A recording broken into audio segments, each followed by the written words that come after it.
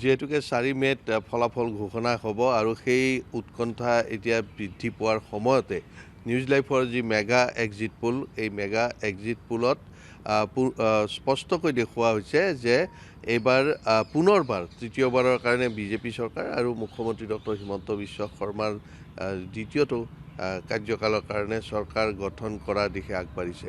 আৰু বিশেষকৈ যি এক্সিট পোলত দেখুওৱা হৈছে, মই শোণিতপুৰ জিলাৰ কথা ক'বলৈ বিচাৰিম। শোণিতপুৰ জিলাৰ 5টা বিধানসভা সমষ্টি, এই 5টা বিধানসভা সমষ্টিৰ যদি চোৱা যায়, ঢেকীয়াজুলি সমষ্টিত বিজেপিৰ প্ৰাৰ্থী অশোক সিংহাল কংগ্ৰেছ প্ৰাৰ্থী বাতাস ওৰাঙতকৈ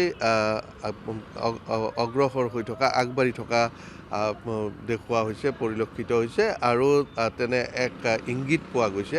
ঠিক তেনেদৰে বৰচলাত যদিও কংগ্ৰেছৰ ৰিপুণ বৰা আৰু বিজেপিৰ ঋতুপৰণ শৰ্মাৰ মাজত তুমুল প্ৰতিদ্বন্দ্বিতা হৈছে, তথাপিও কিন্তু বৰচলাটো শেষ হাঁহি বিজেপিৰ প্ৰাৰ্থী ঋতুপৰণ শৰ্মাই শেষ হাঁহি মৰাৰ যথেষ্ট সম্ভাৱনা আছে আৰু অৱশ্যে বৰচলাত তুমুল প্ৰতিদ্বন্দ্বিতা হৈছে। ঠিক তেনেদৰে যদি চোৱা যায়, ৰঙাপাৰা সমষ্টিত বিজেপিৰ প্ৰাৰ্থীগৰাকী বেছ ৰঙাপাৰাৰ বিজেপিৰ প্ৰাৰ্থী কৃষ্ণ কমল তাঁতী আগবাঢ়ি আছে কাৰ্তিক কুৰ্মীতকৈ। একেদৰে নদুৱাৰ সমষ্টিত পদ্ম হাজৰিকা আৰু পদ্ম হাজৰিকাৰ আগবাঢ়ি থকা পৰিলক্ষিত হৈছে কংগ্ৰেছ প্ৰাৰ্থীগৰাকীৰ বিপৰীতে। একেদৰে তেজপুৰ সমষ্টিত নিউজ লাইফৰ যি মেগা এক্সিট পোল, তাত 50-50 দেখুওৱা হৈছে। তেজপুৰ সমষ্টিত অগপৰ প্ৰাৰ্থী পৃথ্বীৰাজ ৰাভা, পূৰ্ব বিধায়ক, আৰু ৰাইজৰ দলৰ প্ৰাৰ্থী অলোক নাথ, দুয়োগৰাকী প্ৰাৰ্থীৰ মাজত তুমুল প্ৰতিদ্বন্দ্বিতা হোৱা দেখুওৱা হৈছে। এনেদৰে দেখা পোৱা গৈছে শোণিতপুৰ জিলাতো বিজেপিৰ অগ্ৰগতি যথেষ্ট ভাল আৰু ৰাজ্যখনত এইবাৰ যথেষ্ট আসন লাভ কৰাৰ সম্ভাৱনা আছে বিজেপি মিত্ৰজোঁটৰ, NDA মিত্ৰজোঁটৰ। আৰু মই এগৰাকী ব্যক্তিক পাইছোঁ, মই তেখেতৰ পৰা জানিব বিচাৰিম কি ক'ব। এক্সিট পোল ইতিমধ্যে প্ৰকাশ পাইছে আৰু এতিয়া যিহেতুকে ফলাফল ঘোষণালৈহে বাকী আৰু ফলাফল যি ভোট গণনা হ'ব, কিন্তু এক্সিট পোল সন্দৰ্ভত আপোনাৰ কি মন্তব্য, কেনেকুৱা দেখা পাইছে? এক্সিট পলটো যিটো মানে কালিৰ পৰা যে টিভিত চাই আছোঁ, নিউজ লাইভত চাই আছোঁ, এইটো মানে ঠিকে ওলাই আছে, যিটো আহি আছে। আৰু যিটো মিত্ৰ দল আছে তেজপুৰৰ, এইটো হয়তো যিটো এক্সিট পলত যিটো ওলাইছে এইটো ঠিকেই হ'ব। বিজেপিৰটো শোণিতপুৰ ডিষ্ট্ৰিক্টত ঠিকেই ওলাব। আৰু অসমত কেনেকুৱা দেখিছে? অসমত ভালেই ওলাব, বিজেপি তৃতীয়বাৰ আহিব আকৌ, এইটো এটা আশা আছে। আকৌ তৃতীয়বাৰ আকৌ ডক্টৰ হিমন্ত বিশ্ব শৰ্মাৰ নেতৃত্বত যিটো অসমত গভৰ্ণমেণ্ট হ'ব, এইটো ভালেই হ'ব। হয়, এক্সিট পোলতো সেই কথা দেখুওৱা হৈছে আৰু ইতিমধ্যে সকলোৱে অৱগত যে ৰাষ্ট্ৰীয় সংবাদ মাধ্যমসমূহতো এক্সিট পোলত কিন্তু NDA চৰকাৰ হোৱাৰে সম্ভাৱনা দেখুৱাইছে। কি ক'ব আপুনি? চাগে নিশ্চয় চাইছে। নেশ্যনেল টিভিত কালিৰ পৰাই চাই আছোঁ যে তৃতীয়বাৰ বিজেপিৰ গভৰ্ণমেণ্ট হ'ব, তেওঁলোকে কৈ আছে। তো এইটোতো আগৰ পৰাই চবেই ইয়াতে গম পায়।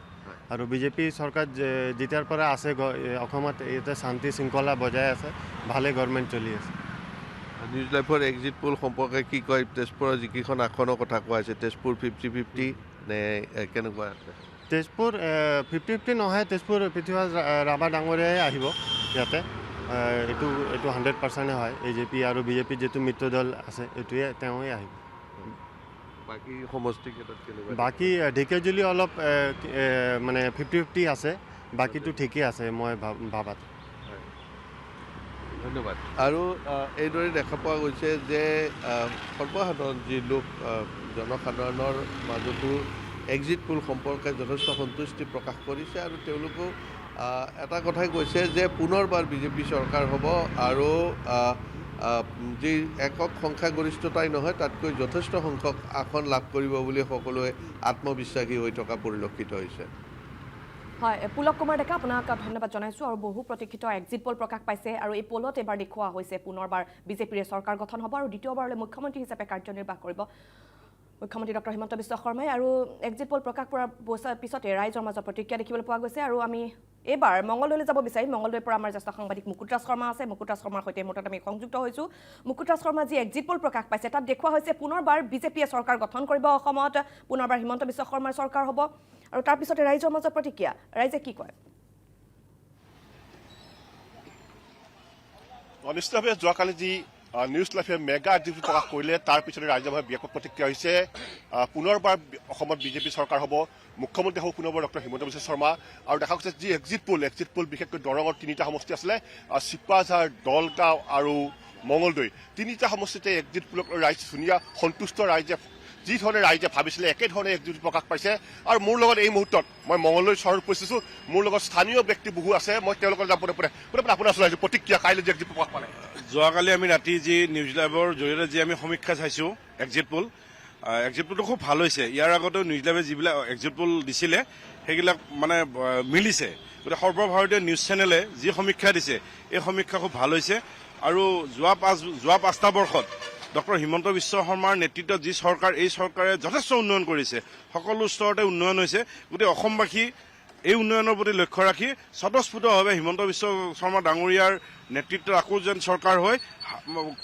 মানে মানুহে ভোট দিছে বিজেপি চৰকাৰক আৰু আছে ডক্টৰ কন্দৰ্প কলিতা তেওঁ প্ৰাক্তন কংগ্ৰেছৰ আছিলে বিজেপিত জইন কৰিছে যি এক্সিট পোল প্ৰকাশ পালে আজি সঁচাকৈ আমি নিউজ লাইফক আমি ধন্যবাদ জনাইছোঁ বিশেষকৈ যোৱাকালি জাহিৰ হুছেইন ডাঙৰীয়া তেখেতে যি সুন্দৰকৈ বিশ্লেষণ কৰিছে নিউজ লাইফত এক্সিট পোল আৰু লগতে নেশ্যনেল আৰু ইণ্টাৰনেশ্যনেল যিবিলাক টিভি চেনেল সেইবিলাকেও এক্সিট পোলত আমি দেখিবলৈ পাইছোঁ যে সকলোৱে এইবাৰ অসমত বিশেষকৈ ডক্টৰ হিমন্ত বিশ্ব শৰ্মাৰ যি বিচক্ষণ তেখেতে যি সুন্দৰকৈ অসমখন যোৱা 5টা বছৰ উন্নয়ন কৰিছিলে সবল নেতৃত্ব দিছিলে আৰু নেতৃত্বৰ প্ৰতি সকলো ৰাইজ আকৰ্ষিত হৈ নৱপ্ৰজন্মৰ যিটো ভোট দিয়াৰ হাৰ এইবাৰ আটাইতকৈ বৃদ্ধি হৈছিলে আৰু প্ৰায় 90%ৰ ওপৰত আমাৰ খিলঞ্জীয়া এলেকাত ভোটদান কৰিছিলে আৰু সেইটো কেৱল চৰকাৰখনৰ উন্নয়নৰ প্ৰতি হিমন্ত বিশ্ব শৰ্মাৰ তেখেতৰ উন্নয়নৰ প্ৰতি আৰু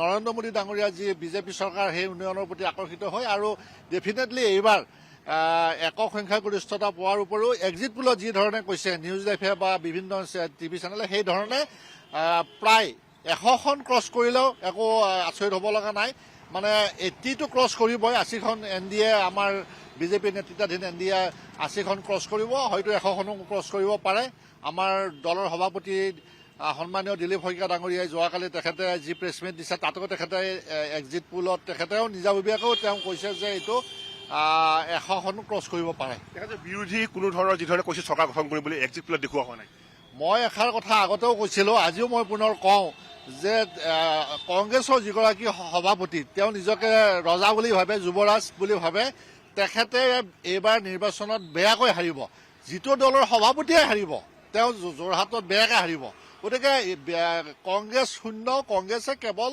সংখ্যালঘু এলেকাত তেওঁলোকে খুব বেছি 20ৰ পৰা 22খনৰ পৰা 25খন আসন তেওঁলোকে পাব আৰু বিৰোধী ঐক্য শূন্য বিৰোধী ঐক্যৰ আসন এইবাৰ একেবাৰে নাথাকিব বিশেষকৈ অন্য যিকেইটা দল আছে সেইকেইটা দলৰ বিষয়ে আমি খবৰ পাইছোঁ সেই যিধৰণে এক্সিট পোলত কৈছে শিৱসাগৰ আনকি লুৰিণজ্যোতি গগৈ আৰু আমাৰ যি অখিল গগৈও পৰাজিত হোৱাৰ সম্পূৰ্ণ আশা আছে মই আপোনাৰ চলাইছোঁ কাইলৈ যে প্ৰকাশ পালে এক্সিট পোল নিশ্চয়কৈ যি এক্সিট পোল প্ৰকাশ পালে তাত ৰাইজে আনন্দ প্ৰকাশ কৰিছে কিয়নো ৰাইজে ভবাৰ ধৰণে এক্সিট পোলত তথ্যসমূহ প্ৰকাশ হৈছে আৰু অসমত চৰকাৰখনে স্থিত অৱস্থা থাকিব আৰু বিজেপি চৰকাৰখনক লৈ অসমৰ ৰাইজ খুব সুখী খুব আনন্দত আছে আৰু সেই গতিকে পুনৰবাৰ অসমত বিজেপি চৰকাৰী প্ৰতিষ্ঠা হ'ব আৰু সমান্তৰালভাৱে আন ৰাজ্যসমূহ যি ধৰণে প্ৰকাশ পাইছে সেই ধৰণে ঠিক চৰকাৰ হ'ব বুলি আমি আশা কৰিছোঁ আমাৰ লগত আছে শেৱালী গোস্বামী বাইদেউ কাইলৈ যি প্ৰকাশ পালে এক্সিট পোল নিউজ লাইভ আৰু অন্যান্য চেনেল কি ক'ব এক্সিট পোলৰ আগতে যিমান দেখিছোঁ এক্সিট পোল আমি কোনোদিন মানে উল্টা হোৱা দেখা নাই এক্সিট পোল মতে আমি ৰিজাল্ট দেখিছোঁ এইবাৰ যি নেশ্যনেল চেনেলবিলাকে এক্সিট পোল দেখাইছে একদমতো NDAক পুৰা নাই মোটামুটি 85+ দিছে আৰু এইটো আপোনাক মই কওঁ বিশেষকৈ নিউজ লাইভে সদায় কৈ আছে বা অন্য বহু চেনেলে কোনোবা 2-এটা চেনেলৰ বাহিৰে সদায় কৈ আছে যে NDAৰ যিহেতু উন্নয়নৰ পক্ষত যি চৰকাৰ আছে এই উন্নয়নৰ পক্ষত ৰাইজৰ যি বিপুল সঁহাৰি আৰু এক্সিট পোলসমূহে মই এটা কথা কওঁ, এক্সিট পোলসমূহে মিছা দিয়া নাই, ৰাইজৰ মাজত গৈ তেওঁলোকৰ পৰা ৰিপৰ্ট লৈহে আচলতে দিছে।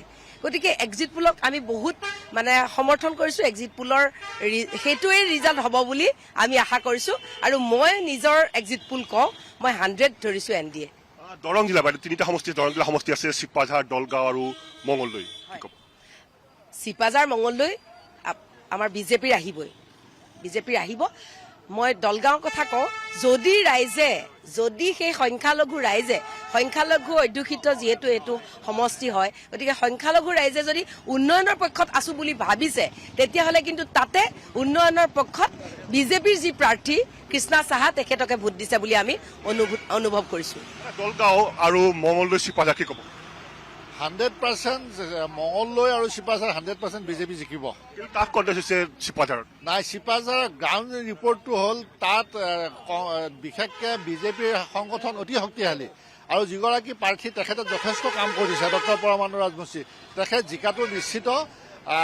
আচলতে কংগ্ৰেছে এটা হাৱা দি আছে, সেই হাৱাত কাম নহ'ব, তেওঁলোকে ওপৰে আৰু বিজেপি তলে তলে। বিজেপিৰ সংগঠন শক্তিশালী আৰু সেই সংগঠনৰ ওপৰত ভিত্তি কৰি আৰু উন্নয়নৰ ওপৰত ভিত্তি কৰি আমাৰ বিজেপি দলক শেষত সকলোৱে ভোট দিছে আৰু হিমন্ত বিশ্ব শৰ্মাৰ উন্নয়নৰ কাৰণে বিজেপিক ভোট দিছে আৰু পৰমানন্দ ৰাজবংশী জিকিব। ইয়াত নীলিমা বাইদেউ ঘোঁৰাৰ আগত দৌৰি আছে আৰু দলগাঁও সমষ্টিত এতিয়াই দলগাঁও অসমৰ ভিতৰতে অত্যাধিক ভোটাৰ থকা সমষ্টি। সমগ্ৰ অসমত LDF নাহা বুলি কোৱা হৈছে, কিন্তু দলগাঁৱত LDF জিকিব বুলি কোৱা হৈছে।